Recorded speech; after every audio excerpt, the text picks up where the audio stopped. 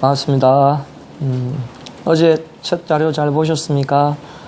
어제 예고드린 대로 오늘은 의문과 관계된 의문현상을 한 문제 풀어보도록 하겠습니다.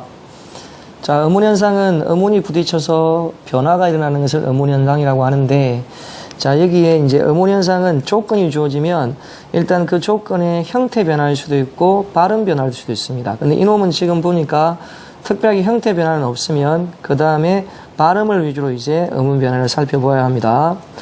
자, 먼저 1번부터 보면 늙는하면 일단 늙는이 발음될 때 늙는으로 발음이 됩니다.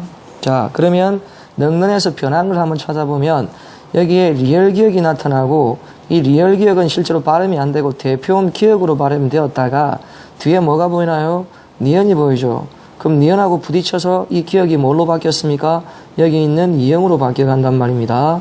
자, 그럼 이건 음들의 끄소리 규칙과 그 다음에 비음으로 바뀐 비음화가 같이 나타나는 현상이 될 수 있겠죠.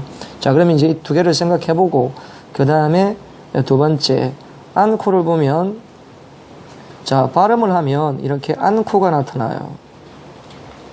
자, 여기에서 변한 걸 보니까 히읗하고 기억이 사라지고 없습니다. 근데 여기에 새로 생긴 게 키읔입니다. 그럼 히읗과 기억이 결합되어서 이렇게 키읔이 되었다고 볼 수 있겠죠. 이런 걸 우리는 뭐라고 한다? 축약이라고 하는 거죠. 그러면 앞에 것은 음들의 끄수리 규칙과 비음화가 나타났지만 뒤에 건 축약이 나타났으니까 그렇죠. 의문 현상의 변화가 같은 부분이 안 보입니다. 그래서 이놈은 그렇죠. 같은 의문 현상으로 묶을 수가 없습니다. 그 다음에 두 번째 맏형을 보면 여기에 맏형이 이렇게 맏형으로 발음이 납니다. 그럼 여기서 변한 걸 보니까 분명히 앞에 디귿 히읗이 있었는데 여기 사라지고 이렇게 티읕으로 바뀌었거든요. 그럼 이게 이제 우리가 배웠던 앞에서 언급했던 의문의 축약. 그렇죠? 그 다음에 쇠붙이는 보니까 쇠붙이가 이렇게 쇠붙이로 이렇게 발음이 됩니다. 그럼 변한 건 뭐냐면 티읕이 치읓으로 변한 거죠. 이 경우는 우리가 일반적으로 디귿 티읕이 이를 만나서 치읓으로 변하는 현상을 구개음화라고 하거든요. 그럼 구개음화 조건 외에 티읕이 또 치읓으로 바뀌었으니까 이거는 의문이 교체된다고 봐야 된단 말이에요. 그러니까 이거는 축약하고는 관계가 없는 형태가 될 겁니다.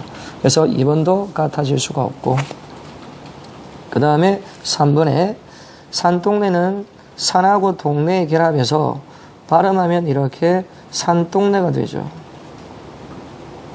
그럼 여기서 변한 건 나머지는 똑같은데 디귿이 이렇게 쌍디귿으로 변하는 현상이 나타나요.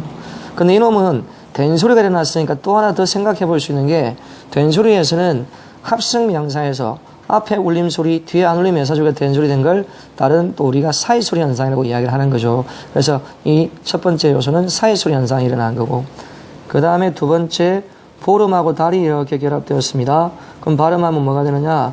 보름달이 이렇게 돼요. 그럼 앞에 같은 경우와 같이 합성명사에서 앞에 울림소리, 뒤에 안 울림해서 소리가 된소리가 났으니까 같은 된소리가 났기도 하고 이게 사이소리 현상이 딱 그렇죠? 결합이 되기 때문에 답이 이렇게 해서 3번이 되는 겁니다.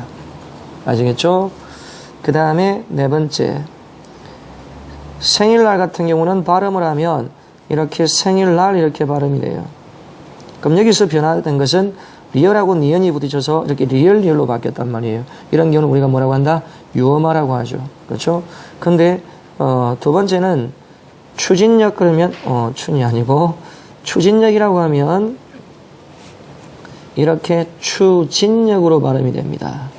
이 경우는 앞에 독립적인 이음절의 한자가 나오니까 이 리얼은 이 니은을 닮아가게 되어 있습니다. 물론 이제 발음에서는 그렇죠. 표준 발음에서 유엄화가 되지 않고 비엄화가 된 대표적인 단어에서 이렇게 앞에 독립적인 한자가 나왔을 때 이렇게 유엄화가 되지 않고 비엄화가 된다는 걸 배우게 될 텐데 여기서는 일단 니은으로 바뀌었으니까 앞에 봤던 유엄하고 달리 이건 비엄화가 되는 거라서 답이 이렇게 3번이 되고 4번은 답이 될 수가 없습니다.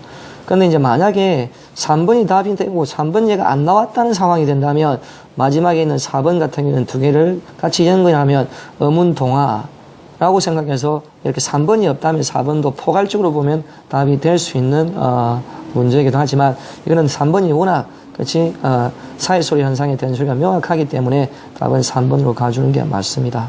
아시겠죠? 그렇게 해서 의문 현상은 나오면 표기의 변화가 없으면 발음으로 형태의 변화가 있으면 형태의 변화로 접근해서 그쪽 비교를 해보면 큰 무리 없이 문제를 풀 수 있으리라고 생각이 듭니다. 제가 오랜만에 이렇게 글을 쓰다 보니까, 실제로 글을 써보니까 글씨가 잘 안 나오네요. 그래서 지금 동영상이 촬영되고 있어서 이렇게 평소 글씨가 잘 안 나옵니다. 지금 보시는 것보다 더 잘 쓸 수 있습니다. 칠판에 판사하는 거 보시죠. 혹시 못 본 신부님이 있다면 칠판에 판사하는 건 이것보다 훨씬 낫습니다. 자, 그러면, 헛소리 좀 해봤고요. 다음 시간에는 우리가 이제 이 영역을 뛰어넘어서 이제 형태소의 개수를 분석하는 문제를 좀 공부를 해볼 테니까, 혹시 내일 또 수업을 들으실 분들은 형태소 준비하는 부분 한번 연습해보고 오시는 게 좋을 것 같습니다. 아시겠죠?